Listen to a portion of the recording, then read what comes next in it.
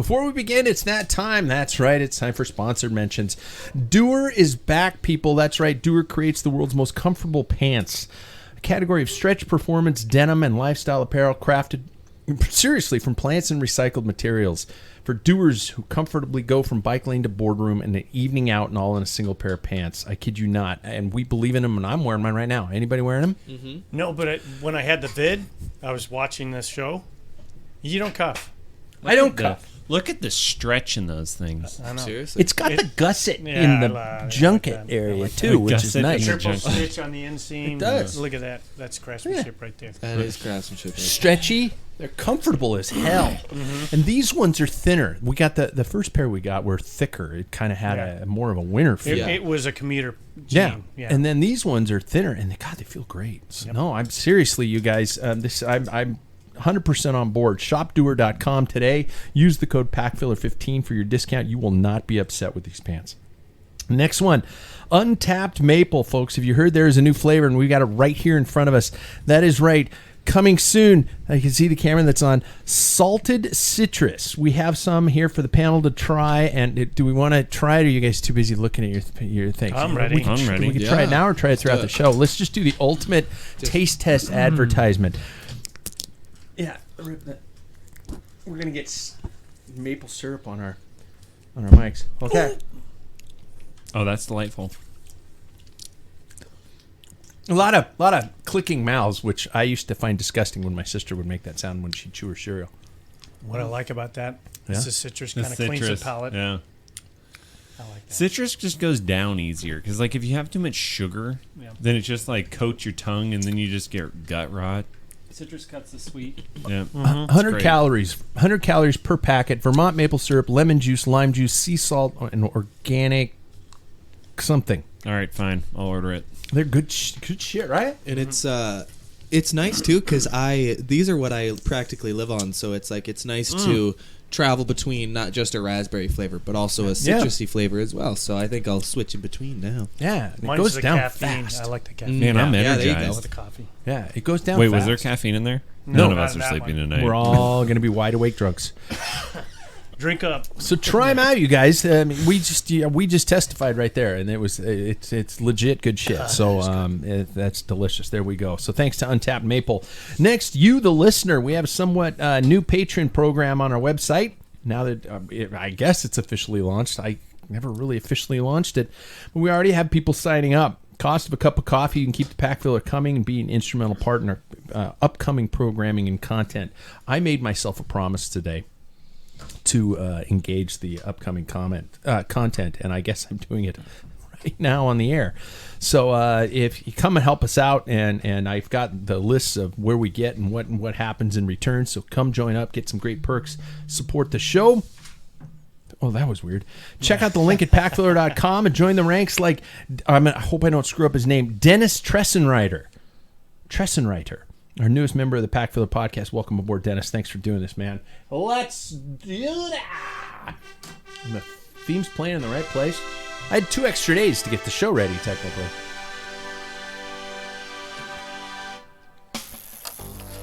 Chasing the Untapped with the beer. I'm It's into almost it. like the Radler Brow, you know? It's like Yeah.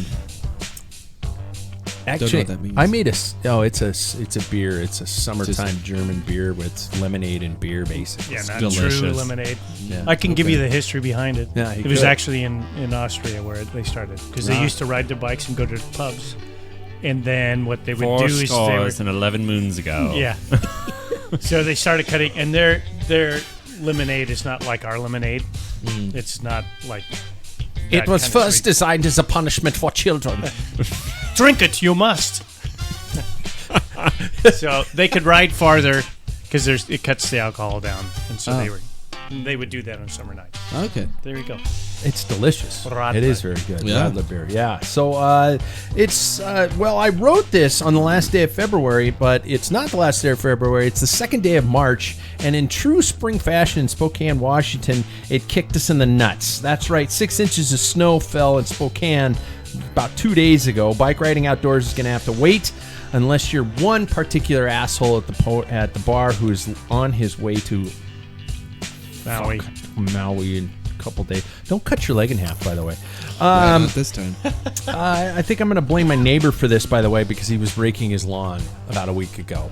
Yeah, he was like going, cleaning up his leaves and shit like that. And I'm just like going, you're fucking us over. I threw out an F-bomb. There you go. Welcome to the Packfiller Podcast. I'm Pat Bulger. It is Tuesday. The cameras are working. The microphones are set, and it is time to talk bikes. We are live on YouTube and on Facebook, I think, on our group page. Join to play along or just subscribe to the YouTube channel. Let's see who's here. Oh, my God. I hope I made one for David when I typed this out. I might not have, so I'm going to have to come up with a quickie and witty intro. I got sticky shit on my podium. That's why I'm not upset. I'm not upset. I'm going to let it go. Question for tonight's show, everybody. What's one place you've traveled to that you never want to return to, and why? What's a place you've gone to that you do not want to go back to, and why? So first off, he's probably the first guy in the room that upon hearing of Victor Campenart's 62-tooth chain ring thought, now there's a tech upgrade I can get behind. Mr. Paul Main, how are you, man? Right on. I'm thinking 62, wimp. 65, 67. Yeah. The commentators on the race were pretty.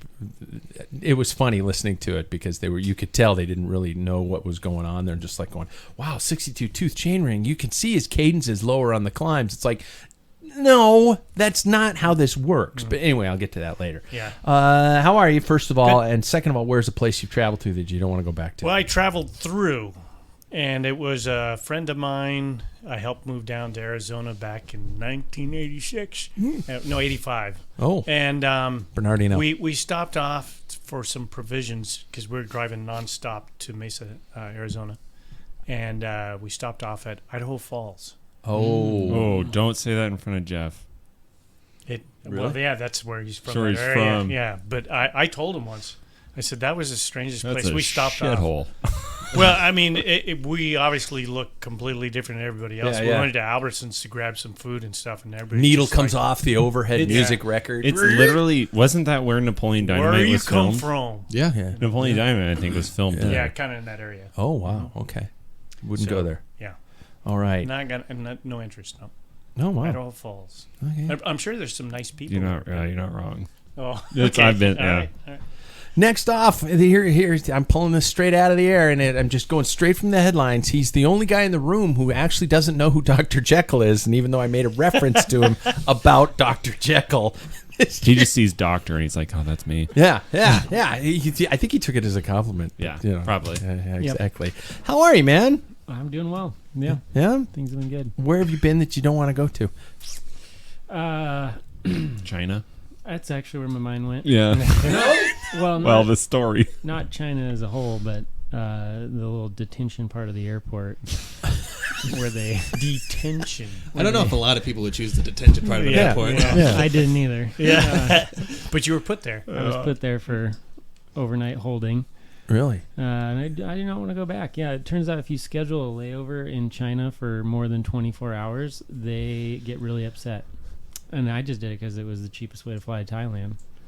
And they came and found me, and they were like, come with me. And okay. And No shit. nobody spoke to me in English. They just put me in a room and took my passport for a couple hours. And No I was phone. like, what? Was it What is that? Beijing? Were you in Beijing or what airport? It was some, I mean, I say smaller airport, but I looked it up. The town was still like 15 million people or something, but it was bigger some, than Oh, that's Seattle small. still. yeah, Yeah. I mean, it was some town I'd never heard of in China, but Were you just thinking to yourself, this is it? This is how I I'm going to disappear. die in this Yeah. room. Yeah. and I just kept thinking about where my bike was because I was flying my bike. I was like, they better not touch my bike. That's Priorities, priorities. yeah. I like that. Next, he is he's now officially got the first race of the season that he, like usual, cannot show up for, Mr. Sam Waples. It's going to be funny when it's like 40 degrees and I'm like, not worth it. It was colder than now when I raced. See, when I rode. but But it was beautiful. I'm going to just plant the seed already. I did donate my money already. The Like, Freta Gran Fondo. yeah. Might show up, might not. So yeah, easy. Near that area, Vantage. Yeah. Our You friend spent had a time there? Yeah, our friend had a cabin there. It Oh. was my bachelor party. I'll Oh. skip over the stories. They but didn't like you. No, they party hard in Vantage. Do they? Yeah. Well, you got nothing else to do. Yeah. Nobody can hear you scream. It's, I mean, like, yeah, it's where hopes and dreams go to die. Yeah, I mean, hot. it's so hot. Oh. So hot. You know where they came up with the name? Because they couldn't fit disadvantage on a sign. I just came up with that. Yeah. I'm on my A game You're- tonight. you're going, I'm yeah. going to retire after this one. Next, he's the only guy I know who requests sausage pepper pasta but picks out the peppers, Mr. Jackson Bulger. Help Yep. me, man. Well, I'm good. You should just ask for sausage pasta. Well, I've been adjusting. Oh, Yeah. Your He's trying to get palate's his veggies maturing. now. Yeah. Yep. Okay. I am. I moved to colored foods now. You're not like Nick Nolte who only ate orange things. I guess he was on a kick like that. Oh. You guys probably don't. David probably thinks it's the other part of Dr. Jekyll for all I know. Let's see. Places that I've traveled that I didn't really like. You go to a lot of stupid places when you play soccer. You do. Yeah. So like, Especially when you're his dad driving Yeah. it too. Yeah. well, especially like, let's see, the outside areas of like Seattle, not Yeah. that great. No. I don't really have specific. Renton. Yeah. Oh, Euphrasia, actually. Yeah. Yeah, there's Yeah. one. Yeah. I didn't really love Yakima. Ellensburg when Yeah. we went. That's not outside of Seattle, obviously, but Yeah. there's that. Yakima. Yeah. Did you ever Yakima. have to go there? I feel like we did once. Lived in Yakima. I lived in Yakima for By a year. choice. Yeah. Yeah. I moved there. Met my now wife. Dated her for like 2 weeks and moved to Yakima. Wow. That's worth it. It wasn't her fault. She was here. Mm. Yeah, I came back because of her. Thank God. But yeah, I Worth think it. maybe those places, and I'll give a definitive answer. Probably Eugene, Oregon. really There's not that much to do when they're downtown. okay. Yeah. Yeah. Okay. Eugene sucks. Ducks suck. Me, I'm the guy that takes the most ironic pills in the world, thinners. Thank you for getting the You are on a kick tonight. I've gained weight these last couple of weeks because I haven't been riding at all. My place that, believe it or not, I've traveled to that I would not want to go back to is Mazatlan. I went there with my wife for our honeymoon. We went for a 2-week trip to Mazatlan, and it's so touristy that everybody's trying to sell you something on every street corner. And Where is that? What's that? Where is that? Mazatlan, Mexico. Oh. And the water is beautiful, but it's so touristy. It's so cheesy that I was just like going, okay. And we're here for 13 more days. And it was, I wasn't a fan. I wasn't a big supporter of it. Not my first. I'm not a sit on the beach kind of guy anyway. Mm-hmm. Like when you go to Hawaii, you're going to sit on the beach. You're going to do shit, right? Mm-hmm. Yeah. Pretty much the whole time. So, now that you are of your age, where would you go? Now that you're of the age, but where would you go on your honeymoon? If you had Oh to my pick a God. different spot. That's That's so a hard good because question. with my wife would want to go back to Hawaii. I mean, she would want to go to Hawaii. She loves it there. Yeah. Dude, you would love it too. I've been there, but I haven't really. You didn't utilize all of the fun stuff. No, Yeah. not at all. Because I feel like a honeymoon is a complicated trip. Because no, it's not really a complicated. Are you trip. asking for a friend? No, I'm not asking for a friend at all. We've already decided. Yeah. But I feel like a honeymoon is one of those places where you can't pick one like Belgium. Yeah. Oh That's God. not a- Yeah. Hey, yeah. honey, Yeah. let's go stand in the mud. Yeah. But anyways, It's all about sorry to interrupt you. decompression. No, you didn't interrupt. I would pick Nice, France. Would you? Yeah. My wife and I both been Yeah. there, but I was with my brother, and she went with a friend like years apart. Yeah. And we both said that is an amazing place. Like, It's awesome. especially like, I don't know, next weekend. Yeah. I have to ask this: how's the training week gone? Who's ridden? Just indoors. Sam, just indoors. Yeah. So that doesn't count for you. No. How many indoors though? 4. I don't know how many I've done. Like a lot less because I'm like cooked. Are you? The training rides I've been doing are like way more threshold.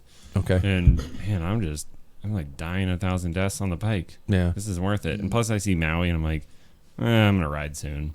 Yeah. Yeah. David, you haven't been? Have you been riding? But you got a new Yeah, I had to take baby. the new baby. Yeah. Without a chain. Yeah. Without it, yeah. That one, I'm not going to put it on the trainer. Good and call. there's only training rides or on the trainer rides right now. So I got a couple days in, but then was Riding the toilet. incapacitated. Yep, saddle became the toilet for 4 days after returning from Guatemala. So Yeah. but I was able to get back on yesterday. Like, could not put out more than 200 watts, but Yeah. I was on for 35 minutes. And No more than 200 watts. let's see. Might have AFib. I gotta make it about me. Jackson, how have you been doing? I'm figuring out stuff health wise. Yeah. So no. No. Yep. I haven't done any. I actually have. I switched gears, so to speak, and then I decided that every time I got on the bike, I mean, if I got above like 200 watts, I was exhausted, just because I did have an ultrasound on the heart, and it was like going, hey, if we didn't know what was going on, you would be moments away from heart failure. It's like that's how poorly effective the blood flow out of your heart is going right now. It's just like, it sucks. You're not, and so obviously if I do anything cardiovascular wise, I fall apart. But I have been doing a lot of strength training stuff, which I just thought, okay, I can do, 15, 25 reps of an exercise, rest for a couple seconds, and then do that again. So I've been doing a lot of leg lunges. I've been doing a lot of core stuff, back stuff, working on my shoulders finally and stuff like that, just because I'm still another probably 12 days away from the shock, the cardio version. So the good news is, I mean, hopefully maybe I'll have a core. I think I've gained like 2 pounds though. It's all Muscle. Does. Yeah, that's there we go, exactly muscle. what it Six is. pack. I can see it on your shoulders. Have another swole. beer. Can see it on your shoulders. My wife's been gone this week, so I've been also eating like absolute shit too. So just, I love Yeah. that. DiGiorno. night. Yeah. DiGiorno pizza. yeah, the now. dog's gonna bark probably around 7:15 because that's when I think the pizza's gonna be delivered. That is awesome. Man, that sounds great. You know how long it's gonna take to burn off though? That's the thing. The demon is still sitting on the shoulder going, "You fat fuck." There, I threw another F out there, but that's what it's doing, and I'm just going, "No, You're behind. it's not my fault." That's so It's funny. being so bad. And I've also cut back on my data, which is this is going to kind of lead us to our a topic. You guys might notice, I don't have something. Look at the dry skin. I don't know Whoa. where that used to be. That's pretty heinous. I took. It is It's like very. lizard skin. It is very kind of nasty. You just hear- looking, you know. Yeah. Every time he puts his hand Is over it it. like, what, 60 grade? Same paper? It probably is. Now I know when my wife left for the week. She's like, "You take that thing off. I'm out of here. You might touch me in the middle of the night." Run some I took off the whoop, and it's kind of funny, Paul. We were talking about this before the show that because we only have specific endorsements, there we don't necessarily have to pull any punches. Jackson kind of led me on this one in terms of the cost. You were talking about the cost. I have a Whoop membership all the way until February of next year. I didn't realize I paid for it again, but I've been it's just staring at these numbers and adding in, every sip of alcohol, I've been like adding it in and all this kind of stuff. And so I've almost found myself becoming stressed over this stuff, these numbers, how's my score for the day? If I get up in the morning and my score's not good, does that mean I'm not going to ride well? Or is it a placebo type of an effect? What were you thinking about it? Well, I stopped doing it for a couple reasons. One, because it is my heart rate monitor when I train, and so I'll hook it up to Zwift and everything, and I'll know. David just sneezed and I wait for David just sneezed norovirus everywhere. I told you it comes out of the butt. You sneeze? Yeah, That's a fart, man. Have you ever sneezed out of your Shit. butt? Cover it when I fart, not when I sneeze. Sneeze out of your butt would just be diarrhea. I Wouldn't it? know. Yeah. Those oops. Or C. diff. Those That's always oops fun to farts. play with. Those Yeah. oops Yeah. farts where you're like going, oh It's a no, shark. I'm at work. I gotta go. Was wet. I'm at work. Sorry, anyway, Jackson. what were we No, talking you're about? fine. Yeah, I stopped doing it for a couple reasons. One, because it wasn't I wasn't receiving accurate heart rate data. Because what I'll do is I'll use both my Apple Watch. I'll just start the workout on my Apple Watch, and I will connect my Whoop to Zwift itself, and I noticed that my watch gives much more accurate readings from what I have observed outside with one that's directly over the heart rate area. Strap. Yeah, The strap. yeah, exactly. And so I was like, this is really the only thing that I use it for anymore. I know what works for me. And also, I don't want to stress about what time I go to bed. I mean, for instance, last night, Sam knows because I was talking to him. I played video games with Sam and a couple of other people, and I know. You guys are talking outside the circle? It was amazing. And also, he is a totally different person on video games. Is he? Does he swear? A lot. Swears. What? He drops bombs. And he's also a killer. Yeah. Wow. Yeah. But Anyway. those... I think you know somebody. I know, right? Crazy. But I went to bed a little bit later last night than I typically do, and I would typically get anxious about it. Sure. And I was like, there's one thing that in my fitness, this is going to sound cheesy, but in my fitness journey that stresses me out, and that is one of the things in my step to feeling less anxious that I needed to get rid of. Oh, really? Yeah. Because the number stressed me out too much. And so I was like, I need to be done. Yeah. And so I know what affects me, so I just won't drink a bunch or do stupid stuff beforehand, you know? That's kind of where I was too. And I would have mornings where I would wake up, and if the score was low and we had a ride that day, I would wonder if in my mind I was going to ride poorly. Or if I didn't know, would I ride proper? You know, is it, I don't know. That's interesting. How did it work when you had good scores? Were you thinking I'm going to rip the legs off of these bastards? Yeah. So I think it can be definitely a placebo in some cases when you see that number and just think, oh, I'm going to be terrible all day. yeah. Two things. It was probably a good idea for you to take it off because the whole thing is predicated off of normal sinus rhythm. Yeah. Mm-hmm. So for you, Yeah. the data's It wasn't doing complete- anything. Yeah. Exactly. It doesn't know how to factor in AFib. Yeah. But I stopped even monitoring my heart rate on the bike a couple years back just because I would look at the number while I was on the bike and be like, oh my God, my heart rate's 185. I need to cool it. And now I just use power. Yeah. And I don't look at heart rate, and I just go off of like what I'm putting out and how I feel, and that helps me in the moment because I'm like, man, I feel like garbage, but look at that, like look at those numbers, look at those watts. Or it's like, oh, like I'm not sure I feel that great today, and you can look down at the power and it's more objective. A lot of the heart rate stuff it's an extrapolation of an objective thing you can measure, which is your heart rate, and you should take it with a grain of salt. Yeah. Totally. So. Yeah, it's perceived exertion, right? I mean, Yeah. there's days in which I'm like, I'm about to shred everyone, and then I'm going hard, and my arms go numb, and it's like, Yeah.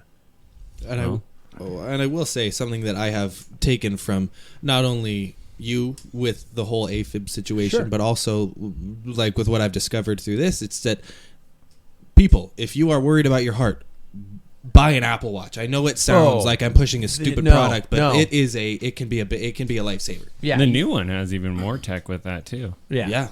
Yeah. Yeah. I mean, that is one of the things I was going to say is this thing. I mean, I knew something was going wrong, and then I did the EKG thing, and it was like, yeah, something is wrong. You know, and I was like, hey, fuck, okay, I guess I'll call the doctor. Have you ever like thought back that maybe like some of those Whoop scores that didn't quite make sense to you, like you might have been in AFib without knowing it on and off, because it comes and goes a lot. You know, my Whoop scores had been so, unless they were Like erroneously showing me that I was doing well, because I was paying so close attention to it that I was, I was doing, and I will say this about the device: it taught me, it enforced good habits. Yeah, Exactly. And I have learned even more so of my good habits, and a lot of stuff you already knew, but when you could see it in front of you, it was great. So I don't, unless I was in AFib without knowing it, and it was giving me good scores, because over the last several months I've been paying so close attention to it that my scores have been well. I had very few red days. It was all yellow or green, and so it was and by the way, it's a good device. Don't get me wrong, but it's just that's what I kind of wanted to bring this to you guys, talk to you about. the data that you incorporate into your lives and the numbers that we pay attention to. We've talked about power. We've talked about, Strava and things like that. So what data do you guys incorporate into your lives as into your cycling lives? Are there ones that you can't live without, for example? Strava, heart rate, power. David mentioned power. Are there ones, that you just swear by? Paul's like, No. you're a Strava dude, though. I do it just to keep track. Like for me, it's perceived effort, and I can go back because I've been on it since 2012. Yeah. And so, being of my age, I'm like, man, I slammed that, and I can actually see. It's just kind of interesting for me. It's that how much you lose in a matter of 11 years. Yeah. Especially at my age. So, I mean, that type of thing. But I don't use. It should go. It's just a little stuck. We got the guy trying to figure. Are you ricking the tap handle? Shooting out of everything. Oh. Not going out of there. Push in the center of the tap handle while you pull the handle. It's just a little sticky. Is it going to blow up? This is where the beer tap explodes because here, you guys keep talking. I'll pour your fucking beer. There's another F word. Oh, you're done. I'm at the limit, aren't I? Well, I will say that I was part of the age where Avocet came out, and that was like a big thing. And the Avocet 20, I had that, and then the 30, which was a smaller one, and it was It did wow. blow up. Nice. If it's any consolation, I got sounds that. like a good one. We have beer that squirted across the room. I love live shows. What camera's on? It was the one. It was the room one. Did So you catch this? it would have. It should have. Oh So my god. yeah. Keep going. You guys talk about your data. Anyway, so I got in a big crash at state championships, and my Avocet fell off, and I never bought another one. And I do have it. I have one now that was a hand-me-down from your dad. Yeah. Oh yeah. Yeah. And What's He- Avocet? Avocet was the very first cycling computer. You had distance, They trip didn't know distance, Avocet?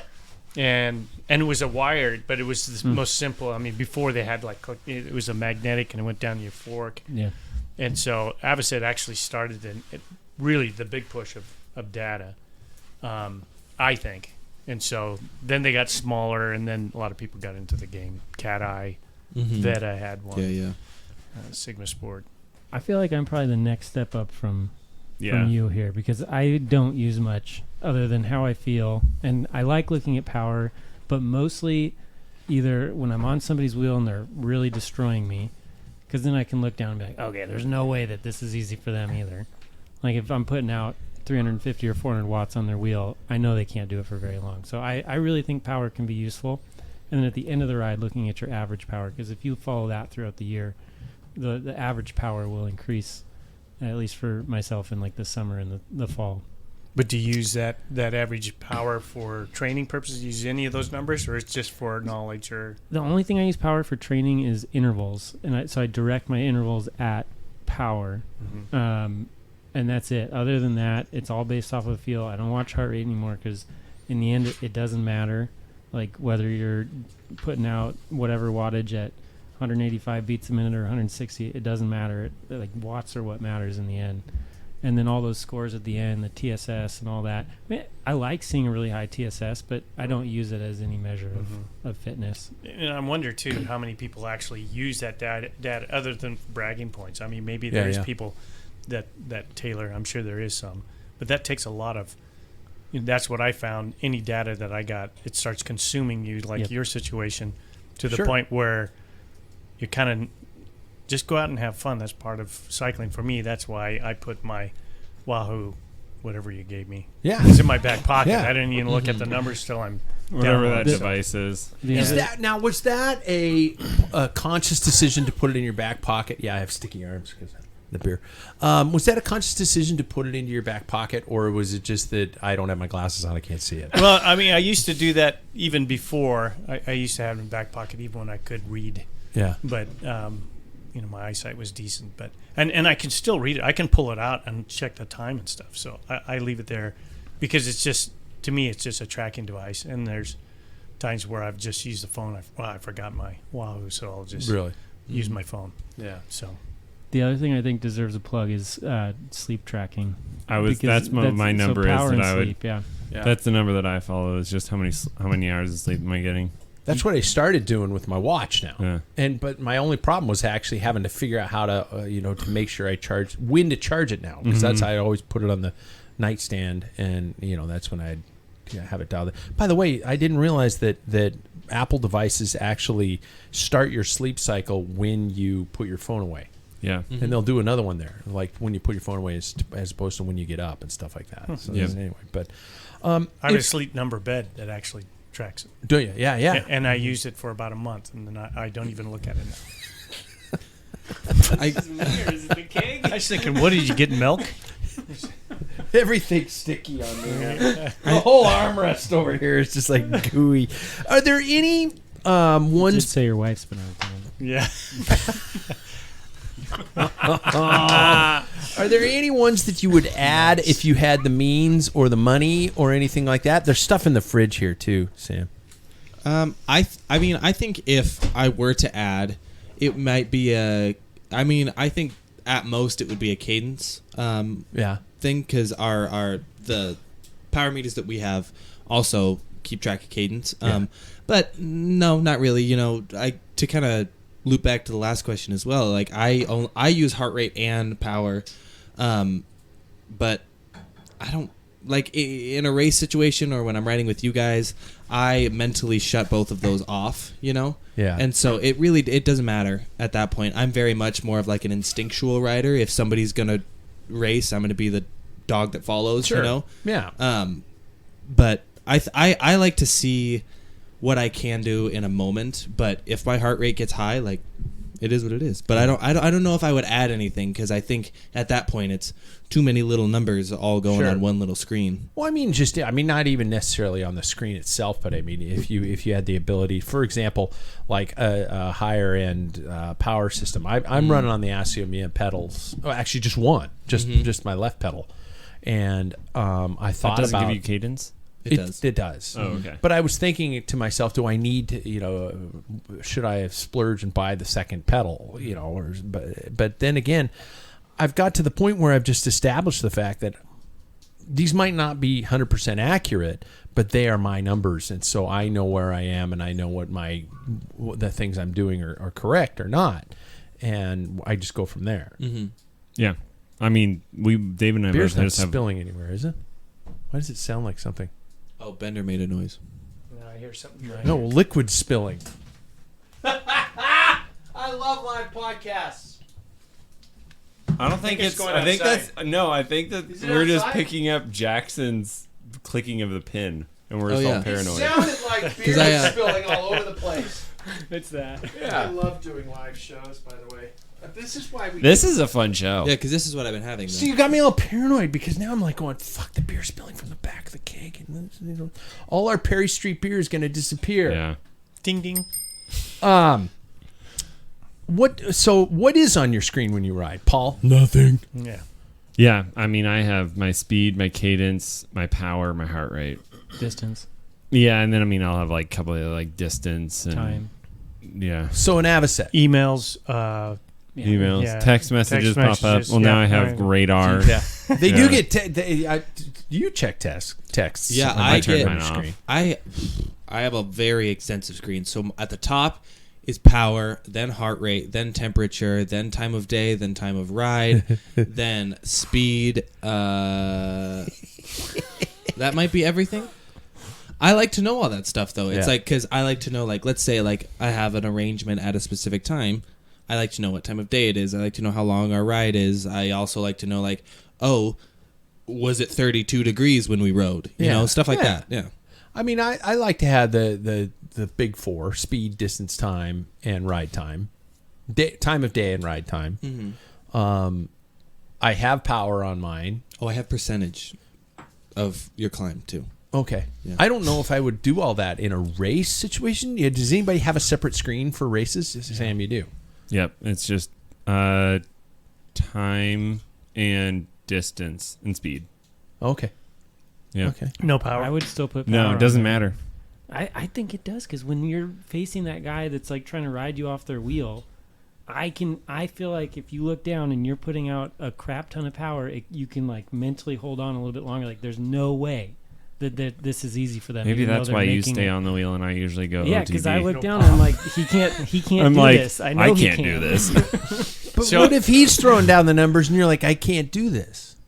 Well, I'm already thinking that. That's why I'm looking at the power, and I'm like, I can't do this for much longer. And then I look down, like, well, neither can they, so I just got to keep holding on. So I had this discussion with a friend of mine who was an engineer, and he was one of the first guys that was really big into power and still is. And he's like in that situation. He goes, I'm in a breakaway and I'm like cranking out 400 watts. I'm like, I'm not taking a pull. I'm just sitting here because there's no way we're going to sustain this. Right. Yeah. He goes, and you don't have that. I said, but I know by effort. I've done this long enough that I know by effort. It's like, no. You just got to learn to pull back. It's like, I know that, especially we're going at a certain speed. I know what speed is, I'm fairly Sustainable. accurate. It's Yeah, sustainable. yeah. And then effort too. And whether they go on or not, I can't sustain it if this keeps going. I'm not putting any effort. So whether you use numbers or you just go by feel is, and that's how I've always raced. But that field takes, a lot of experience. Yeah.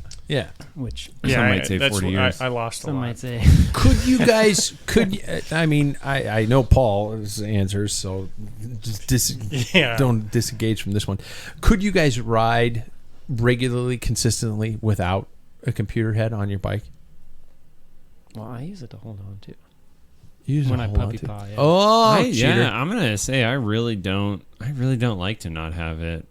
Yeah. I don't know why, but there's just something about not having it that just bugs me. Yeah. Same with not having my heart rate strap. I always have a heart rate strap. I hate when I forget my heart rate strap. Yeah. No. Mm. Yeah. I did it once, but then I also recorded it on something else. So it's like So you just put your phone on. on my watch. Yeah. Oh, Yeah. okay. Yeah. So I like to have it. I also like it because it keeps me in touch with the people who aren't riding as well. So like, let's Sure. say there's a call or something like that. Like I find that a necessary thing to have, so Yeah. I can always be in touch just in case. Yeah, like my wife can track me through the Wahoo and stuff like that. So I do like that aspect. But How about indoor? Could you hop on a trainer today? No Zwift, nothing like that. Just hop on a stationary bike, or you put your bike on a trainer and just pedal without knowing time, distance, watts, a random cartoon in front of you, a dinosaur falling from a tree, any of that kind of stuff. Could you hop on, let's say, rollers and just ride them for, an hour? See, for me, it's not the data that matters when I'm on the trainer. It's the difficulty that increases when that recreates a real world aspect for me. Yeah. I think that's why I have benefited so much from the Zwift platform in general. It's because me personally, I need to try and recreate what the outdoor experience is going to be like as much as I can. And so when I'm riding on Zwift and I hit a hill and it feels like I'm climbing. Yeah. I need that so I can recreate that feeling for when I get outside. It's not something foreign.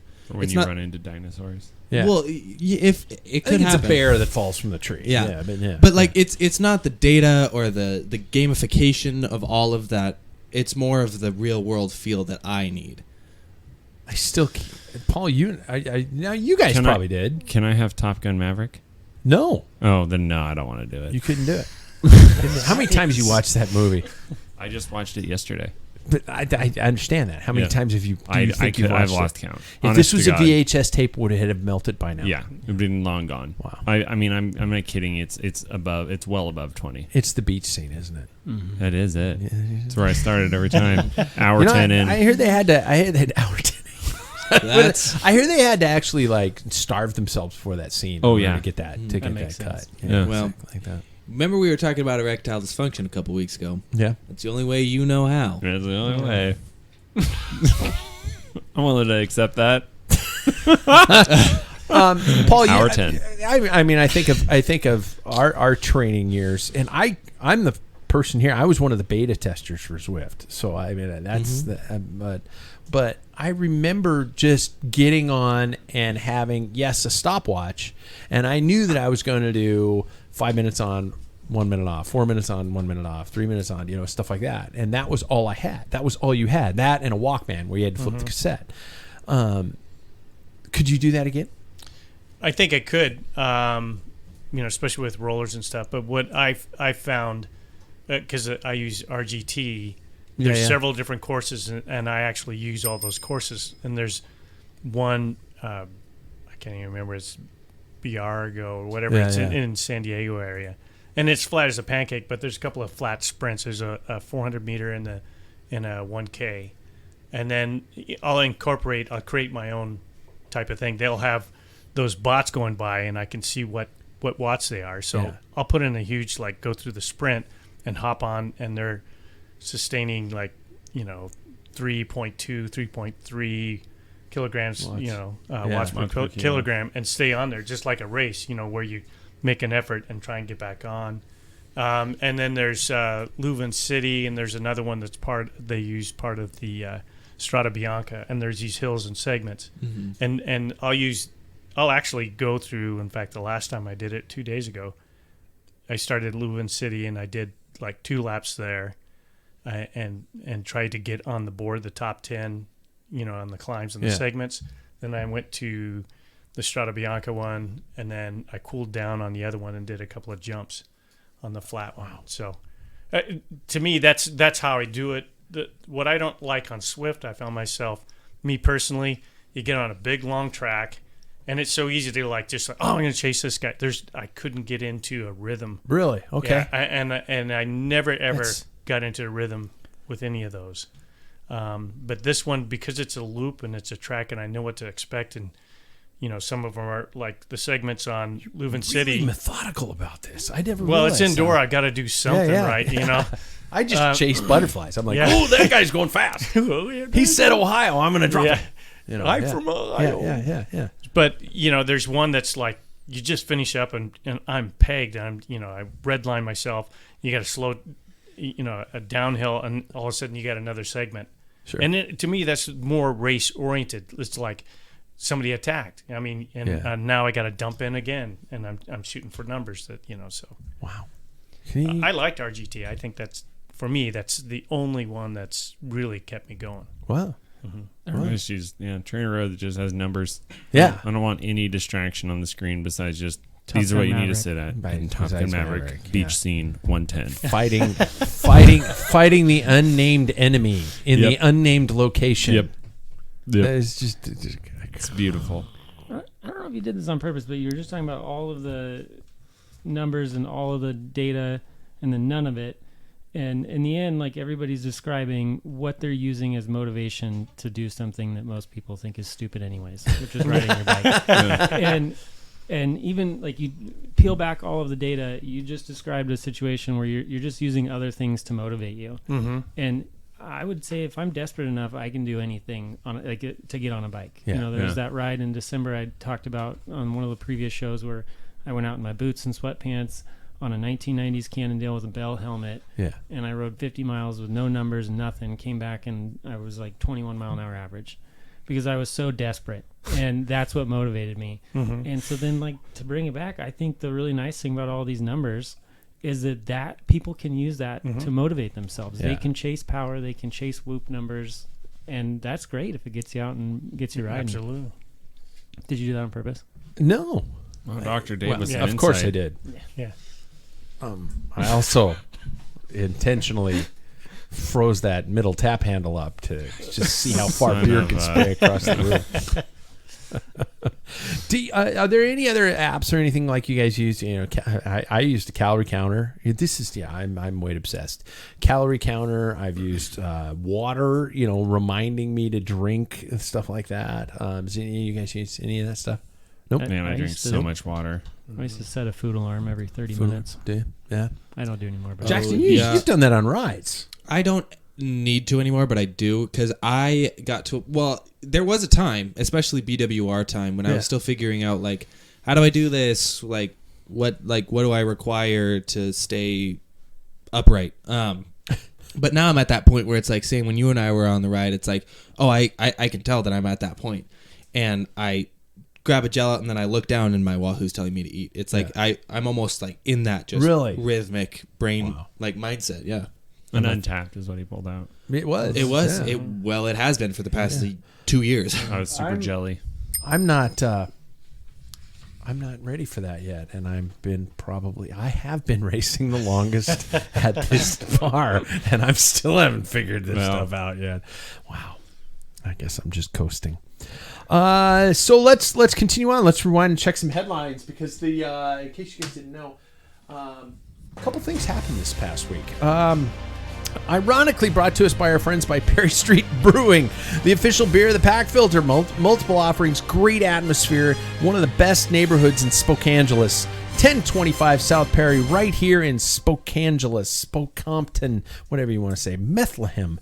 Get here and tell them we sent you. Try this Doma Porter, which we would love to be drinking right now, but I got to clean my tap handles out because if I don't come down here and drink enough during the week, so the middle ones just kind of get stuck. Yeah. You need to drink more. I need to drink more. And a ramen Rito. What? And the ramen Rito at Perry Get a Street. ramen Rito. Get a ramen Rito. Do yourself a favor. I usually have the just the burrito, the Hondo banh mi burrito. Oh, that's good too. That one's good too. But try the ramen. Really? It's a crazy sensation. That sounds like a sex Noodles thing, in a but burrito? it's not. But it kind of is when you It eat is it. like it's like eat in the best way. No, it's Sir, just it's really good. Sir, you can't do this. Yeah. What? Oh, I'm supposed to eat it. Okay. It's probably a good week for that, it sounds like. Yeah. Yeah. Exactly. Oh god. Wife's gone.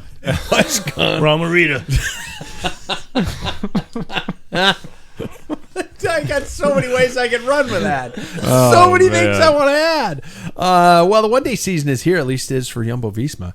With Omloop at Nieuwsblad and Kuurne Brussels Kuurne this past weekend, we have hit the tip of the spring iceberg. I will just kind of rush through it because usually we talk about it on a Tuesday, but does anybody have any observations or notices, things that you were like, oh, here we go from the past weekend of bike racing? Jumbo-Visma doesn't need Wout to win. They don't. No. Yeah. Yeah. Yeah. I would say Paul was right about Arnaud Delis, but I will also say it's hard for me to not mention him, but it seems like I think this is going to be the season that Sagan hopes for or focuses on. Well, I have to. I know. But to see a guy who's retiring at the end of the year be in somewhat the front pack and almost coming back, it's good to see. I'm proud of the guy. Mm-hmm. But realistically, nobody will stop Jumbo-Visma except for Mathieu van der Poel this year. I was going to make a river in Egypt comment about your Peter Sagan thing, but he was I think that was a promising sight to see. I'm happy to see one of the old guard near the front. And Greg Van Avermaet. I can't believe he's old guard. Well, you got a 20-year-old Arnaud Delis just getting caught. Well, he crashed twice, bridged back up, gets caught with inside 400 meters. Yeah. And he's like, everybody else is coming at twice his speed, and he launches and gets second place. Yeah. I think somebody described to her on another podcast. If you look at him, that kid's legs are massive, huge. Somebody says he's 9 pounds of sausage crammed in a 8-pound sausage case. That's so funny. And I love that. That's great because I was looking at and he doesn't look like he's got a little rounded stuff, but little baby face. Yeah, and he still lives with his parents. And he's he still the one who milks looks like he's the one who's looked like he's riding a 62.2 chainring. He was climbing. And he was just like, oh, dude, oh, by the way, he climbed the Muir, which in his big it is unbelievably well, it's 20%, and the cobbles are misshapen. I walked up that and was slipping because it was wet. Wow. And he did it in the big ring. I've never seen anybody. Oh, when you go into it at 35 miles an hour. Yeah, and that late in the race. Mm-hmm. Yeah. I think a really interesting thing that came out of this weekend, though, was seeing the decline's a word to maybe describe it with, but the rebuilding of Soudal Quickstep. Mm-hmm. They are not the Classics team that they used to be. Realistically, if they don't bring anymore, if they don't bring Remco or Alaphilippe, they hold no chance in winning one of these races. Casper Asgreen's online too. Where was he? Well, he was sick. He's been sick and he crashed. And he crashed at Kuurne Brussels Kuurne. But it's just right in the final K too. Mm-hmm. It's just showing though that they have no organization. They didn't. They had Davide Ballerini the entire time. Yeah. Who won Omloop at Newsblatt Yeah, a couple years ago. Yeah. So it's like, where's that strategy that they've always had? Was there a specific point in time in which the Lotto Destiny guys were not told last year that they needed to ride hard to win races, and then this year they were like, "Did you guys know that the first person across the line gets something nice?" They're like, "Wait, what?"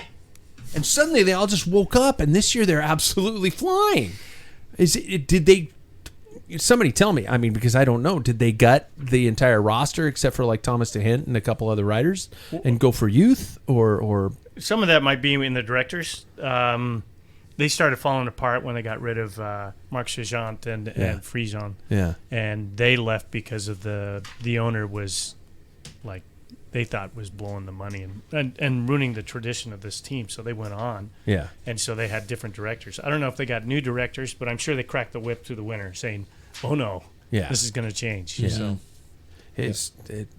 I love seeing them up there. Even though, and by the way, the whole thing behind this 62.2 chainring thing was designed around a internal 2-speed rear hub made by Classified that actually has it will shift to be the equivalent of a big ring or a little ring. So he was running a 1x setup with that gigantic dinner plate on the front, and I guess the efficiency concept is that you ride more in the middle range of the gear cluster because that's, the range that you're going to use the most, and it's probably less stress on the chain. You don't get cross chaining, and it keeps the less friction in the chain too. Muck free. Yeah. So are we all going to be saving up for this now? Is this the next thing that we're all going to be? David just bought a new bike, and I was like, "Shh, I'm out of money." I got to buy this. Yeah. Well, he didn't win. No. So. Kerners, he hung in there for a while. But good Kerner. But I think once we see like definite significant results, I think that would be dropper post and road bikes. It's kind of the same thing. Yeah. Unless we see that result. I think you're going to see larger chain rings. I think with 12 speeds, you can get bigger cogs in the middle and stuff, and that chain alignment's really big, and that's a problem with these compact. That chain wrap on a if you're going with a 1x, you need a bigger ring. That more contact on that chain ring keeps it aligned. If the smaller they are, the more apt that a bump is going to throw it off, as opposed to you have more contact points. That makes sense. And so, as in for that internal hub, I think that it will someday probably make it that way. So, but the interesting thing was his inner hub. Have you ever taken a 3-speed internal? No, I've taken regular road hubs apart, and my dad got mad at me. But I've rebuilt a couple internal hub things, and they're pretty cool, but they're very, very heavy. But this is obviously different, or kind of functions on the same basis. But it was a 42.5 tooth, so that was his inner ring. So I never got to see his cogs, how big they were on his cassette. Yeah. But a 40, because I was too busy staring at the front wiring. It was gigantic. Yeah. How do you get a half a tooth? With just the ratio, because it really isn't a tooth. You get punched in the grade school parking lot. Yeah. Didn't think of that. But it's the gear ratio rollout is what it would be equivalent to, but there isn't actually any chain on there. Yeah. But once you slide it into that position of the smaller ring, it equates to a 42.5. And this is the time of year for these professional riders to be kind of like looking towards a possible 1x scenario. Muck-free. Muck-free. Yeah. It's a lot more jostling in this time of year rather than mid-July, Speaking of tech department, did anybody hear about the concept of Taco Vanderhorn's leg warmers that apparently could save him up to about 10 watts because they were ribbed for pleasure, apparently. They had like our skin suits do. Jackson noticed that really well because our skin suits by Panache, not a sponsor of the show. We pay a lot of money for Panache. Have that design on it, and I guess Taco Vanderhorn tried them out, and in the wind, I don't know if there have been any, conclusive wind tunnel tests that have said, but they're saying, and I guess somebody else did a full design that actually saved quite a bit of watts. Van Vleuten had was it $2,000 socks on? Yeah, that was the socks, wasn't it? Yeah. So I will say this, because I did some researching on the aerodynamics piece of this, and a lot of that stuff is designed around those specific riders because they take the technology from a round golf ball that is a, set size and set dimensions, all that. And then they just try to rotate it. You can't just put dimples on, a skin suit. They have to be aligned in a certain way. It works on a golf ball because it's round and it's, perfect shape. And it's rotating. Yeah. Exactly. That's not the way that it works through it. So a lot of those things, it's like, oh, the leg warmers are going to save him, 4 watts or so whatever. With your new shoulders, the dots aren't going to be right. Yeah, so you're going to have to get refit. I'm getting more swole, but you did say round, so I could be okay. You could just be a golf ball in the start of the season. Put dimples all over Put dimples all over him. Quit poking me with a pen. We're gonna have to refit your custom skin suit. Exactly. Mm-hmm. Oh God! And it has the kind of a lower neckline, and that just makes me crazy. And your hair pops out. No, it's just I don't like exposing my collarbones. Well, you're sensitive about your collarbones. And not about your black curly sticking out of the... I don't have a lot of black curly. I'm gonna grow those suckers out just for it. It's kind of trendy. Cascading over the top. Yeah. Yeah. It's kind of trendy to show it now, though. Is it? Yeah. It is a little, In what circles is that a trend? In pop culture, you see a lot of men do it. Pedro Pascal. Yeah, I'm gonna trust Charlie Charlie. Puth. He's of the Okay. age. I was gonna make a porn joke, but Pedro Pascal, he wins. Yeah. Wait, so you guys all shave your chest? Nope. No. No, I just don't have any hair on my chest. Oh, BS. I know you shave your chest. He's gonna whip it off right now. I'll text you guys all a picture of. Do of right my now. bare Get what chest camera and- we got. Well, yeah, I don't know if we might get flagged. Yeah, that's true. I will text you all a picture. Think grizzly bear. I'm lying in bed tonight with my burrito. Yep. And you're gonna get a hairy chest photo. Chest photo. Oh my gosh. Oh, too many visuals there. Okay. Next story. Has anybody has seen the Tom Pidcock descent video? On the TT bike? Yeah.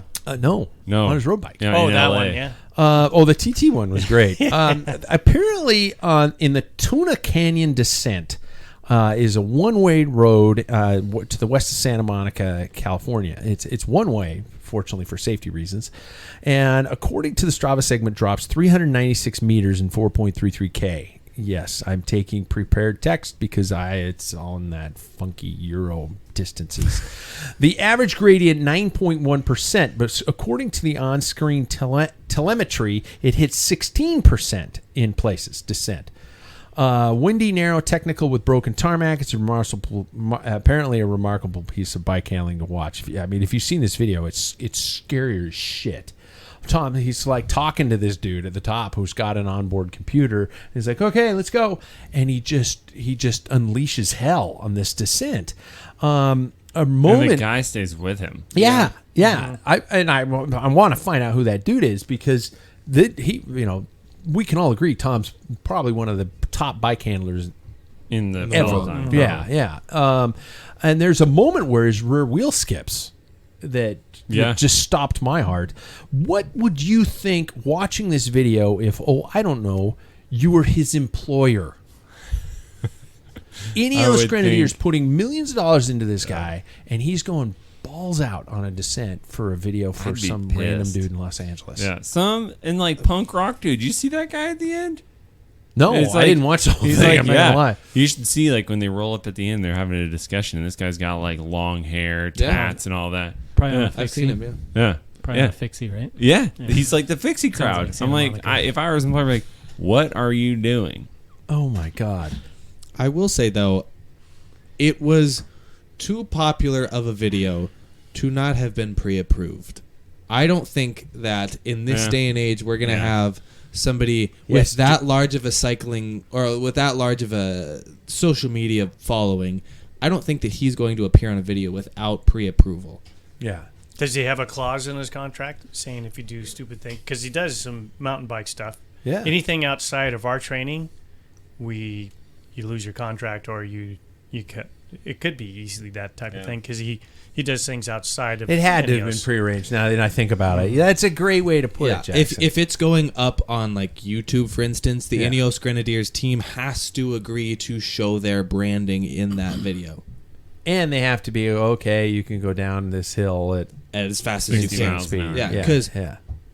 How many? This is the He second did time. not get the king of the descent. He did not get the Strava. He missed it by 8 seconds. That's Wow. when he kicked out. He lost Yeah. some time on that.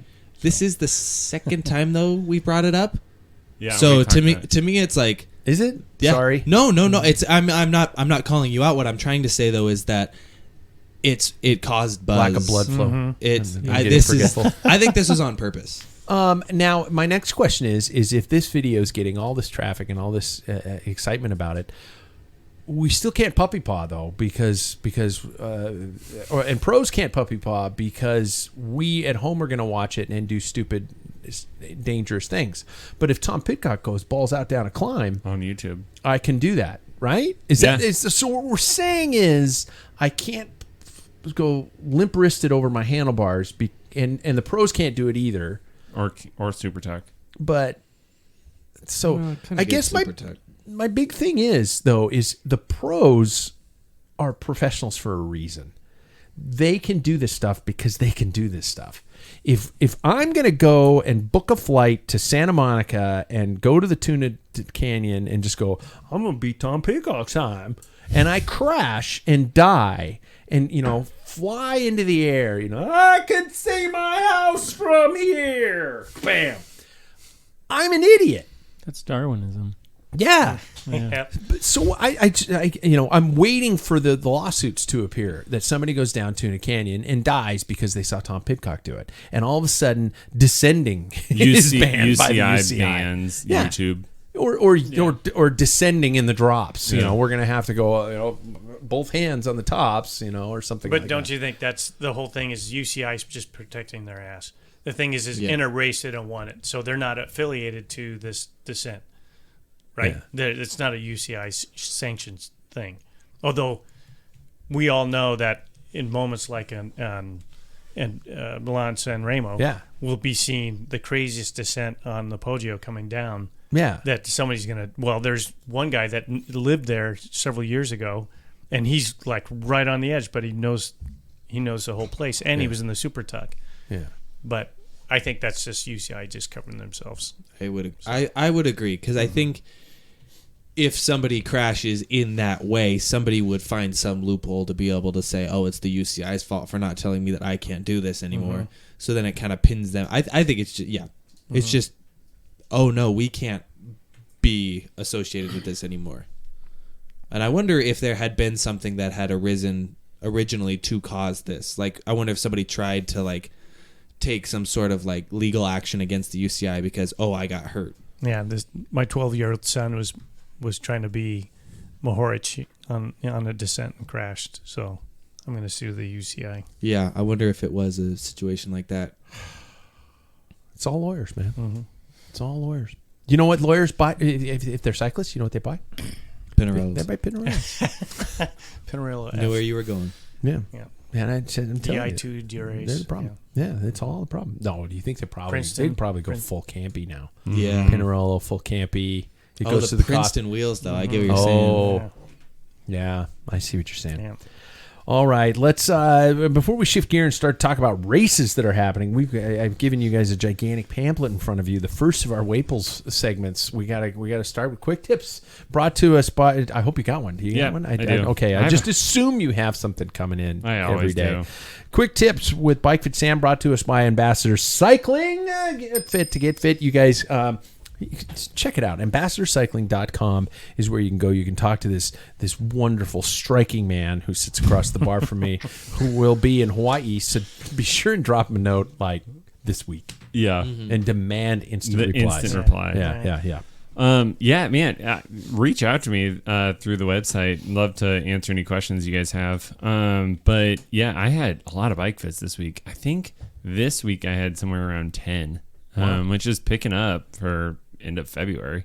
And anyway, one of them in particular jumps out at me in the sense that he actually wasn't as much. I mean, we adjusted the bike a bit, but it was more of he needed PT, which is Really? and he was a bike fitter.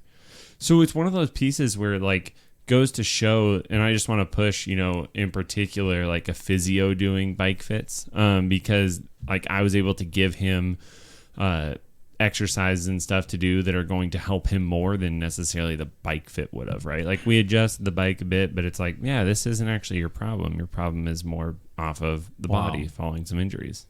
So you're following, like, there's a lot of physios out there that do bike fits. Like, check with your PT. I bet you that there's someone that they know that they can refer you to. That's actually really cool to have that option for both, because I never even thought about that. You know, when I grew up in the days where it was some dude in a bike shop with a nose ring would just kind of go, yeah, you're good enough, man. Just, you know, or my dad had an old dog-eared copy of Velo News with Bernardino's fit techniques on it in the shop that he literally hung off one of the pegs on the pegboard, and he'd just go to that and we'd break that open, and that is how we'd fit. Or the great one and only Calvin Jones, now at Park Tool, would do it for us.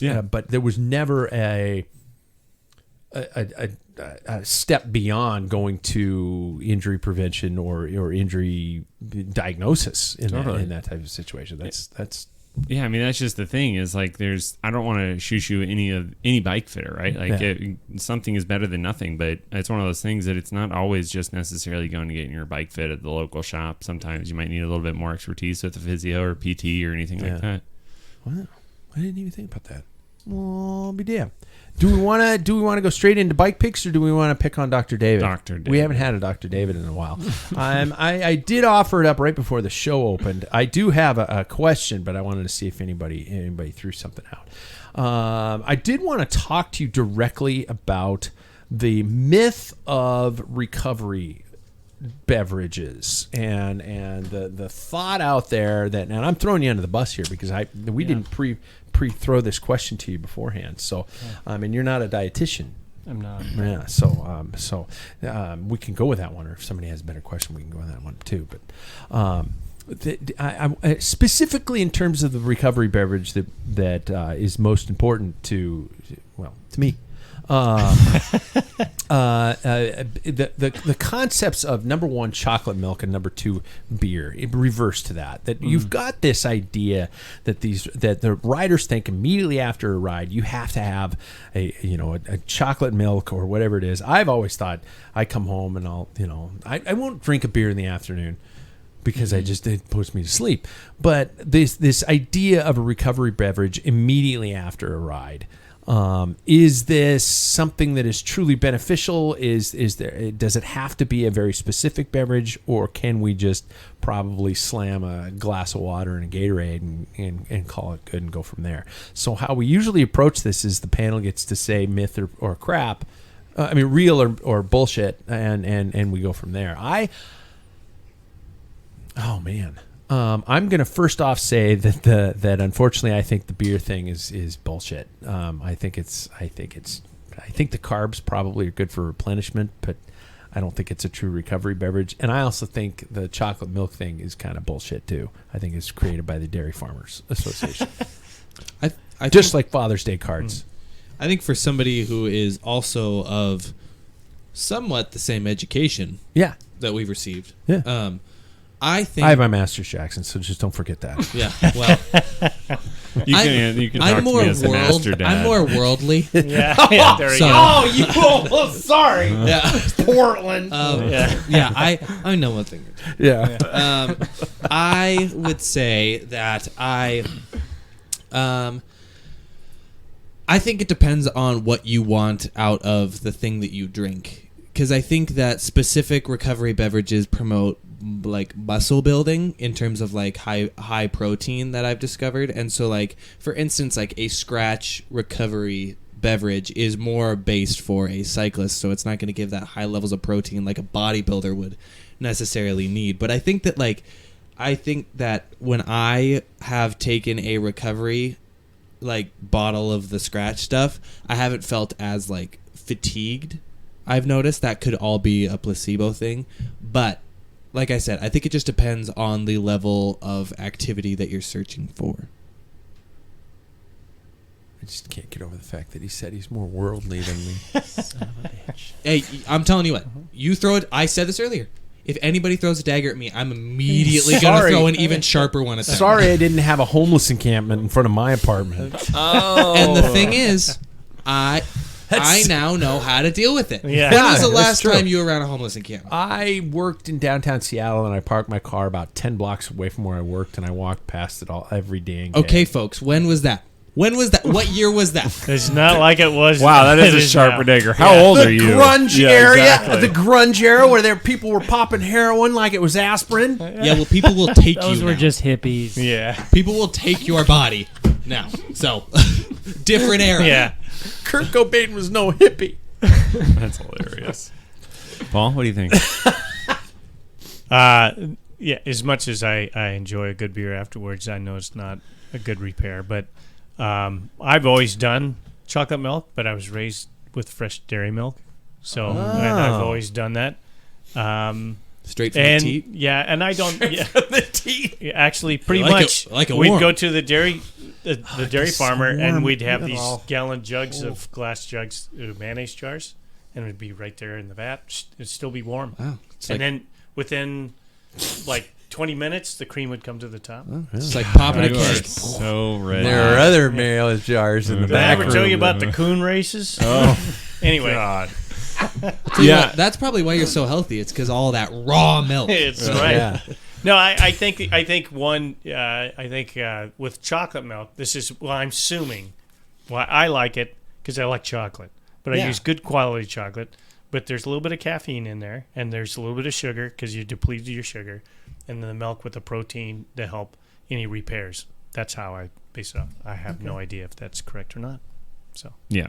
I mean, I have limited nutrition background, and it was so long ago that I've well forgotten it. But I do know for a fact that there is a balance. Like, even pounding just like juice right after a workout because your body's still digesting, and so giving it an immediate fuel source that it can just continue to rip through before it's going to, like if you run out of fuel in your stomach, Sure. deplete those resources, it's going to make recovery for the next day in particular better. I think that there is benefit in beer. I'm just going to say there's carbs in there. Mental benefit. In There's beer. there's carbs B12, in there. B6, I understand there's B12 with poison. yeast. I understand there's poison and with the alcohol, but I'm going to say it. It's not the worst thing that you could have. Yeah. bourbon would You probably could not drink be so good. gasoline and it would be worse. Bourbon, Bourbon would probably be worse. Yeah. Bourbon would probably be worse. Yeah. But Well, I beer, will say, if not you immediately ever after drink a gasoline- ride. Yeah. Bourbon's Yeah. really good the night. yes, exactly. After a But like ride, yeah. maybe you choose an athletic brewery. Yeah. Yeah. That's what I have had when I come I know. home. Yeah. There's some carbs in there. There's no Look at you. poison. Yeah. Mm-hmm. Yeah. That's a All right. recovery. All right. Well, I'm not going to claim to be an expert on exercise physiology, but I can tell you guys what I do know from the training I've had. So there's a window after you exercise where it is important to get glucose See, that's what I said. for glycogen. You didn't say You just put a glucose. fancy Well, word on You it. didn't say glucose, so you mean Yeah, don't try and trick the crowd. Yeah. We're on to you. So there is a window where it's important to get glucose because your body is, like Sam said, actively still metabolizing and then trying to repair. Also, you're trying to for events, you're trying to replete your glycogen stores for the next day. So I would say you need to tailor your drink to what you're doing, kind of like what Jackson said. If you are in the middle of winter and you're trying to build muscle, Jackson just flipped this off. it probably would be better to Well, put a you- bit more protein in your recovery drink. But if you are at Tour of America's Dairylands and you're just trying to replete your muscles for the next day, Drink milk. drink milk. No, drink. I mean, the sugar is going to be what helps you out in terms of repleting your glycogen stores. And then these, chocolate milk, it's really not a bad one because it has a lot of sugar, it has protein, it has fat. But it only really has glucose, or if you're using cheap chocolate, it's fructose or high fructose corn syrup, which is I don't not. use cheap chocolate. Yeah. So You make your own at home or Yes, something yes. like that? Really? I Okay. get Ronnie's or Yeah. some other Okay. high He has a Belgian Is it- boy that's sugar. making chocolate in his basement Yeah, all the that's time. right. Please, Father, can I come upstairs now? No. Make my chocolate. It churns the chocolate, Hansel. Hansel? Hansel? Hansel? It's always a movie quote. That's a Bugs Bunny Yeah. quote. Hansel no. and Gretel. Anyways, So I don't think chocolate milk's the worst thing you could do. I think it's got benefit, but the Scratch Labs or some of these other more tailored ones, They're going to have different formulations of sugars that are specifically targeted at how much of each sugar your gut can absorb, because you have a maximum amount per hour of glucose that you can absorb, and fructose and sucrose, and ideally you don't have any high fructose corn syrup. But so those are probably better, but chocolate milk's a great alternative. And then the fat and the protein's really for the muscle building afterwards. So that leads me to beer, because if the most important thing in that immediate window after a drink is glucose, and beer is all carbs and whatnot, it's not, beer. I don't know this for a fact, but here's the thing: is that alcohol is not going to help you be more fit, but there are carbs in it. So I'm trying to play devil's advocate, because I want to keep having my beer after I drink, but there's better options. Yes, I agree. Who was the most right, though? Shut up, drink your cider. He pointed at me. Whatever. But you're worldly and you know things like that. What can I say? What can I say? Yeah. Maybe like a beer and your Scratch Labs recovery drink. Oh, there we go. There should be. So if you mix wow. Maybe Scratch we were on Labs that. should come out with a recovery beer. Recovery beer from Wow. Scratch. That would Put a some chocolate protein. beer. Or as we said earlier, putting the Untapped straight into the Pilsner or something like That's that. true. German Pils. I don't know. That'd be a little messed up. It'd be a little too sweet. Don't you We're think? on to something pretty gross. Yeah. Yeah. That's why we don't get paid to do it. Nope. Okay.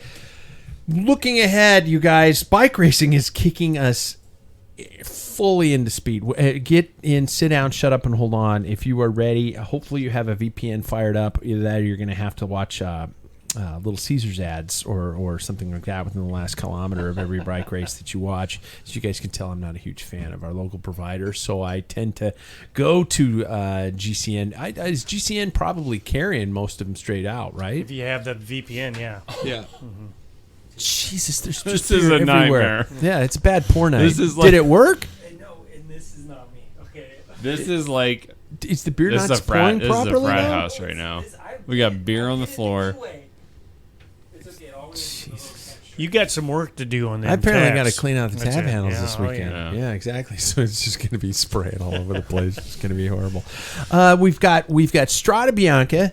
We got the full start list. Our Tuesday start list was very limited, but we got the whole thing. We've got the women's version and the men's version here in front of us. Does anybody have it?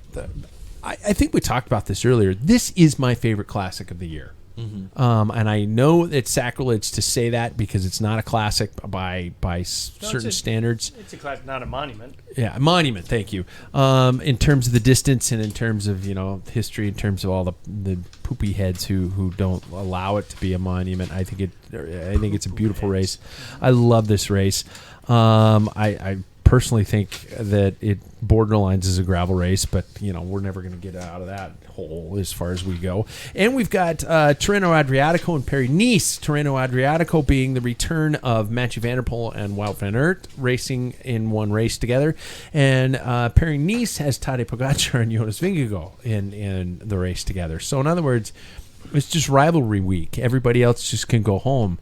And so what I want to do is we can't really take too much time because it's a time podcast, and we spent so much time talking about spilled beer that we ran out of time. But I like being able to pick three riders.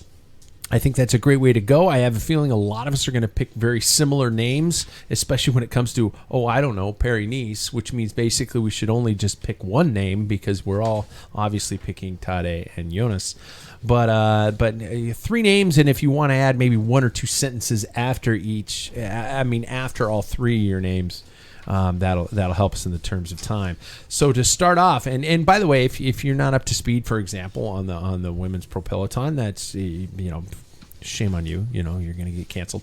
But you are allowed to pass if you wish. But I will start out by going with the Strada Biancadonna. I'm going with Lotte Kopecky because she's flying, Elisa Balsamo because she's on Trek, and Cassie Niewiadoma because I think she's going to just clean up this year. I think she's going to have a great season. And notice I did not pick one very important woman rider. Van Vleuten. Yeah. I don't know who wants to go next, but anybody can. I will go for 2 SD Works, Demi Vollering and Lotte Kopecky, and pick. then Celia Uchup Ludwig. Oh, That's that's a a nice good pick one. too. That's a very good pick. Yeah. I'm just leaving it with Corinne Lebecki. I'm going American Riders. Oh wow, really? Yeah, Okay. I raced with her back in the day. Really? Yeah, Oh. back in nationals. Well, I mean, I think didn't she's race done against her. really well in this race too. So. Yeah. You know, I on the other show I'm on Cycling Legends, and one of our co-hosts said he was talking to a guy at a bike shop party, and the guy was like going, "I think I could keep up with these pro women." He's like, "No, dude, you can't. There is no way." He's like, "Really? I'm like a cat too." He's like, "No, you don't understand. You don't understand. These women are so freaking strong." Yeah. Just I've said the same bullshit, but Yeah. I don't actually mean it. yeah. I just Yeah. like to talk You say shit. that about guys too. I do. I kick could his beat 'em. ass, Yeah. I can't. Matthew I just- Vanderpool, I mean, the only difference between him and me is that he has a nicer bike. Yeah, that's yeah. I'd race him, but I just didn't go to the race. I just paid for I it. signed up. I just didn't go. Yeah, I just didn't go. I could be a pro. Yeah, if I showed. Paul? I have 2 of the same with Jackson. And that's Valdering and also Kopecky. Kopecky, so- But I went with Van Vleuten because she had a mechanical and ohm loop, and that kind of She's won it before, right? Yeah, so Yeah. she has, and Kopecky won it last year and Yeah. beat Van Vleuten. Van Vleuten. Yeah, attacked her. Mm-hmm. David, you want to? You're gonna have to cancel me. Okay, no, that's fine. You've been out of the country for Yeah. crying out loud. So yeah, so And Strada Bianca men. I am going with Alberto Bettiol from EF Education. I'm going with Thomas Pidcock because I'm not an idiot, and I'm going with Julian Alaphilippe because I think Patrick Lefevre is probably staring at these guys with the equivalent of daggers, and he's saying somebody's got to do something great. Mm-hmm. I will go with 2 of the same. Thomas Pidcock, Julian Alaphilippe, and then Mathieu van der Poel. I think that he'll probably win again.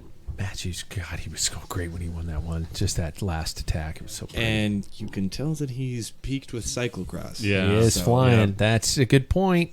Why didn't I pick him? I'm Matthew and Thomas Pidcock. I said Alberto Petio too, but Okay. Mm. I think Matthew. I think if Education is having a great year Totally. so far. I think they're gonna Yeah, and I'm rooting for him. Cork American some team. more. I'm going full American this right year. on. There you go, Paulie. Matthew Van Der Poel, Alaphilippe, and I went with Tim Wellens because he's been there for all the classics so far, and some of the smaller stage races. He seems to be going all right. Yeah. And he's on a new team. David, you want to dance? Oh yeah. I don't know why Jackson didn't go with number 1, Peter Scon. All right. Oh, All that's right. Well, embarrassing. if this happens, I'm rooting for a comeback. Yeah. if this happens, I will cry. Yep. Yeah. And then maybe Vanderpool. We'll see. Yeah. And then Van Avermaet next, but Greg Van Avermaet. Wes won it before. He Yep. has. Yep. Yep. Do do do do. What'd you think of the shorts? Do do do do. Are they bad? Do do do do do do do do do do do. They look like jeans. Everybody seen them? They're You guys supposed seen to them? be. Oh, I love that. I love it. You do? I love those. I would rock the shit out of those. You can't- Somebody, one of our good friends, Brent Soderbergh, said it's in the true spirit of gravel. And Yeah? I went, oh, come on. I Gravel hope that riders they're don't ride faux, jeans. though. I hope that they're not actually. There was a No. kit that I can't remember who made it a few years ago, but there was jorts that were the bibs, and then it was like lumberjack jersey with a Paps coming out of the pocket. heck yeah. That's That's funny. pretty It cool. is so cool.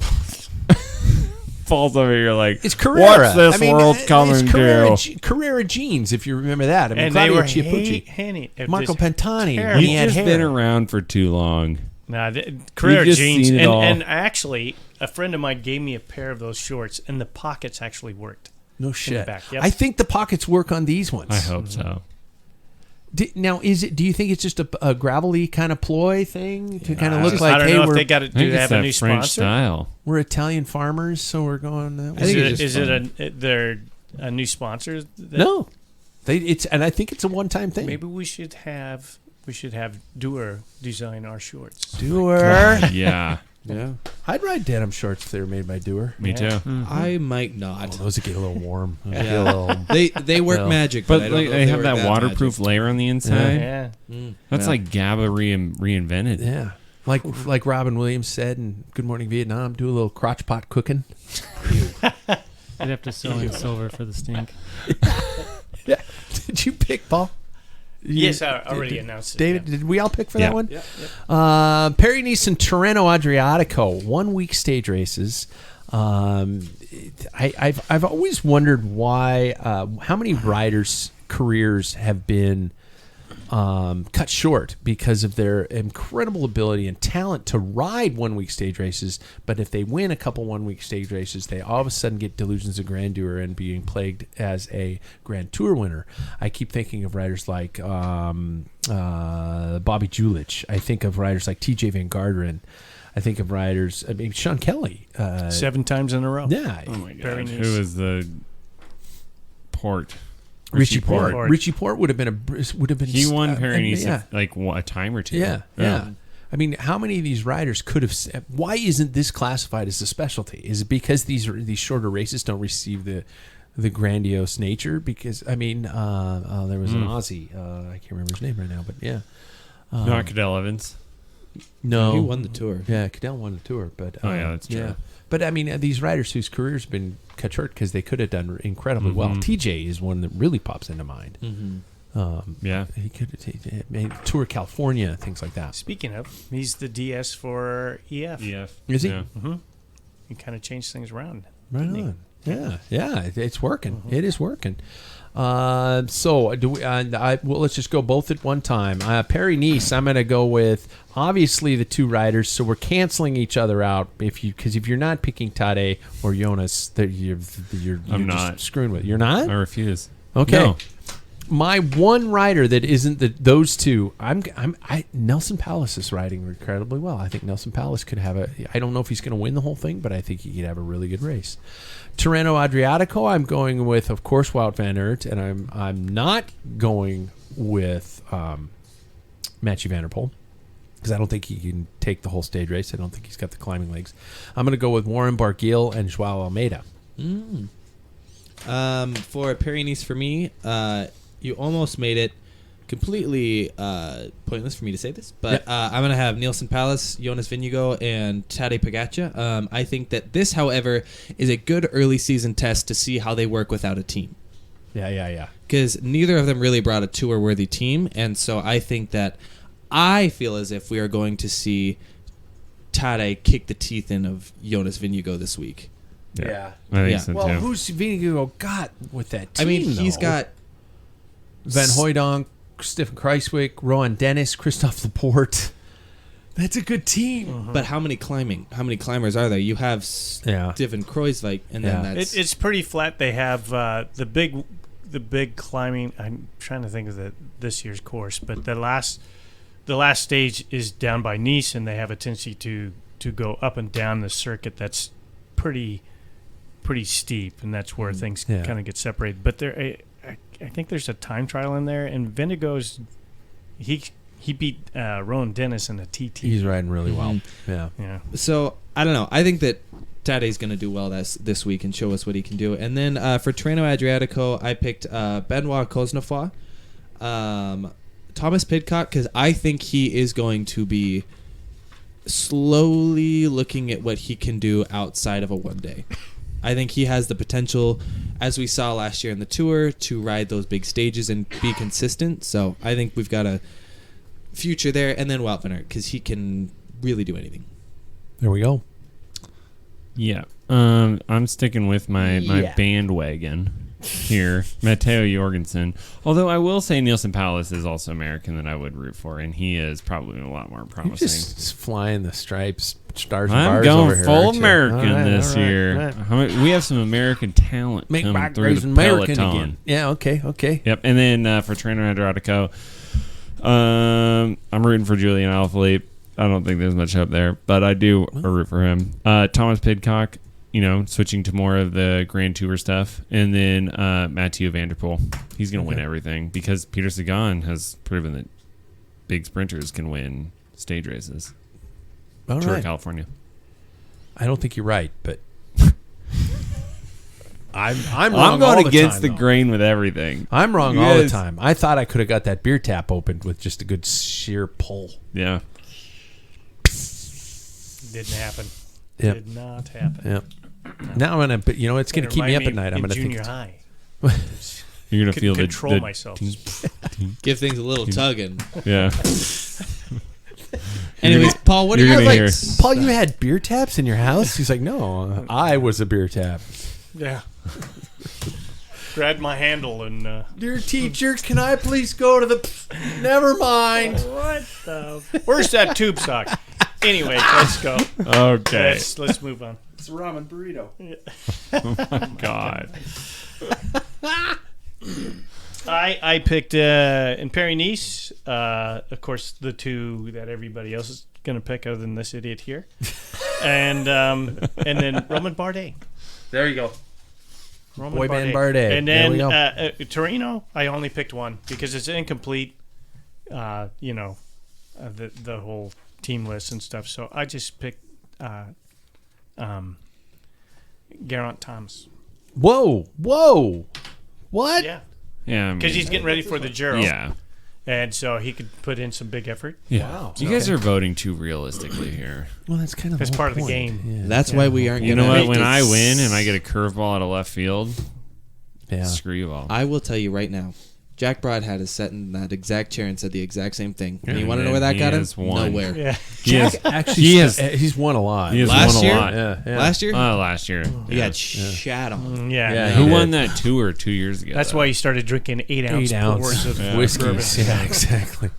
That's gonna be me next.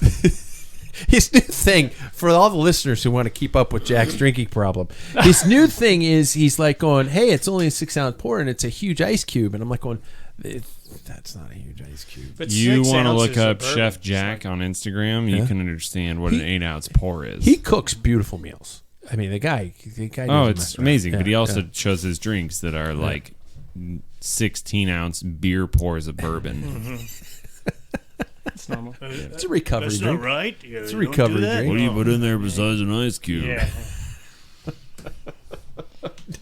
You got to pick. Yeah, I'll bring us home. Yeah. Paris-Nice, Vingegaard, and Pogacar. And then, I just wrote Sagan and circled it. I know he wasn't on here, but I wrote Sagan. Wow. And if he doesn't Alright. show up, I was going to pick Adam Yates because it'd be nice to Oh, see yeah. him. Yeah, he had a great Okay. Yeah. UAE tour. Yeah. Yeah. And then Adriatico, I picked Peter Sagan.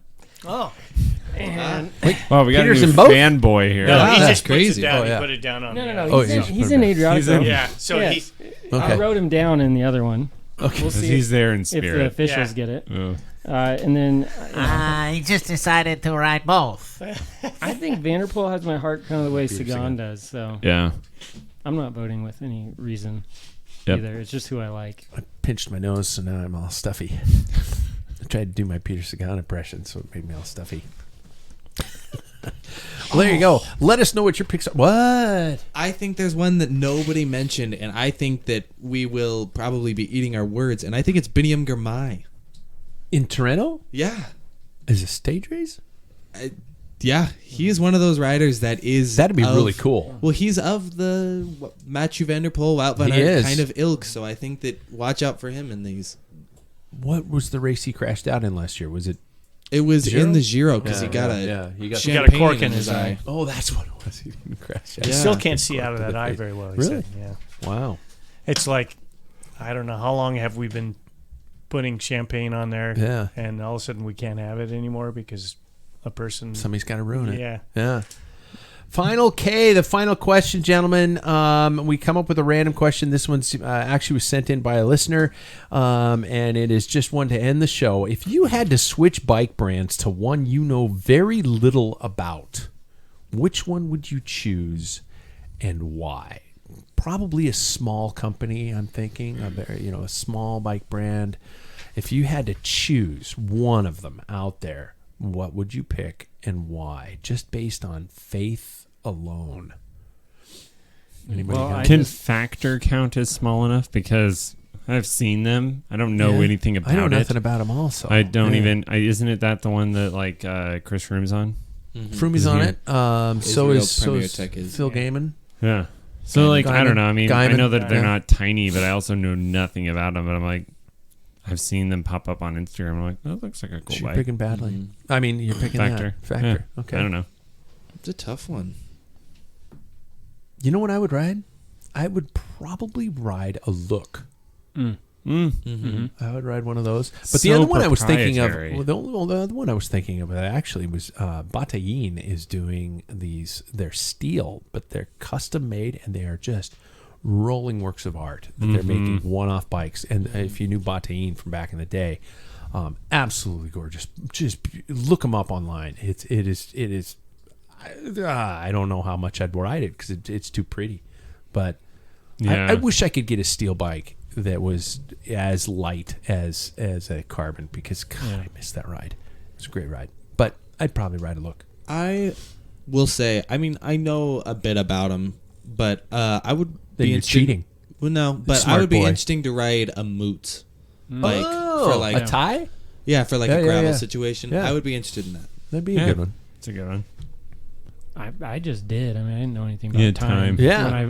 But like Let me tell you. came across as an opportunity. I was like a sick anxious. bike. Let's Assemble do it. one of those headsets. I'm anxious to You'll see want that one, thing out one. on the road, man. Yeah, it's just somebody. Were you saying something about the That carbon is- weave and Yeah, they do the carbon weave and stuff, and I've heard nothing but good things. That Oh, would it be has on like my this- list. yeah. Certainly, They do a because rim brake too. Yeah, and Yeah. they still make rim brake frame. And they're Yeah. just so Do it. classic. Like they're not doing anything stupid with No. all these funky shapes, They don't- and weird Yeah. internals, and like And how many shows like in that you look, they present Pizza? the new bike, and it's like they all look, even the Cannondale, their new Lab 71 Oh, yeah. looks like the Specialized S Works, SL7. It looks like they all have the same drop stays, they all have the same aero features, but look is just. You can see the weave. You probably see the weave on there. Yeah. and it's beautiful. Time, time. Not Excuse Look. me. Yeah. Time, and everybody that I've heard, even that were in the business, said, "Yeah, this is a good bike." It's Yeah. a cool looking bike. It's just the assembly process of Yeah. And Tom Boonen won Peru Bay on it. Yeah. Tom Boonen. It wasn't that bad. Yeah. Took me 3 hours to get the headset together. Really? Sounds Is like it all internal? Yeah. Oh. Oh, And it goes up through the frame, and then it comes out this like unique headset not a cap, fan of and it any has of a that. super tight angle. It looks into- great when it's all in. You can't, Oh, you it's- can't Yeah. even see any cables. I mean, David's like, "What's the problem?" What's the problem? All I had to do I was all you had to do was drop it off, Yeah. and it just was there. we did work trade. I Yeah, brought we a did. I brought a 6-pack of Bud, Yeah, exactly. It wasn't that hard. some cool malt liquors, Some 211. 211s. Paul, did you pick your bike? It would have been time. It would have been a Also, time. yeah. Okay. Okay. There we go. Did you Tom say? Boonen. I did. I said, look. Oh yeah. Yeah, I said, look. I was going with that Bataille, but then I was like, God. That would be time would be one that I would race, and that's what I do this Time for. you would But race if it, yeah. you mentioned the steel bike, Yeah. and I don't think Vanilla's doing a bike anymore Yeah. because he's backed up. But I would probably have a Vanilla, Yeah. or I'd build my own Yeah. steel bike because I enjoyed riding my steel bike. I don't know enough about Ridley's either. Yeah. I don't know a whole lot about Ridley's. So I think that's a good bike too. I think it's a good ride. So, and I think we're also getting to the point now where a lot of these bikes are not really designed in house. It's kind of an outbid, Yeah. and they're probably really similar. And you're Yep. getting something that's going to be Yeah. pretty much straight across the Awesome. board. Not to rip apart the industry, but I think they're all being built in kind of a region. Yep. There we go. Yeah. So, all right, you guys. Well, first of all, thanks for being here on a Thursday. It's off of our mojo, but we made it through, and there we go. We only had a small fountain of beer spill out throughout That was the a studio. shit show. Yeah, I'm gonna have to work on that. I'm gonna be down here this weekend cleaning out tap lines while you guys are probably riding your bikes. In Maui. Yeah. I'll be doing a West Maui in lip Maui? on Sunday. I do have to say- 5,000 feet of I'm elevation. doing a rain dance. Are you? Yeah. So Yeah. It Do will it. be. It will be raining Do it. Yeah. a lot of my trip. By the way, a bummer. Hawaiian coffee is a myth. Yes, it's good coffee, but it's not Kona that great. coffee, I know. Yeah, it's just because it's Not made in the worth States. $30 a No, pound. It's because it's made in the States. That's why Yeah. we just tax the shit out of it. So sorry to ruin it. Our next sponsor. Kona coffee. Yeah, exactly. David, welcome back, man. It's great to have you here, man. New mic, shiny new mics. People won't complain that you're too quiet, right? Is that a thing? Yeah. There we go. I guess that brings us to the conclusion of another show. We will catch you probably early next week if we stick back to the schedule, and we'll have bike conclusions to talk about, and a stage race is underway. And there we go. Hopefully everybody will be rubber side down. You won't be here. Loser.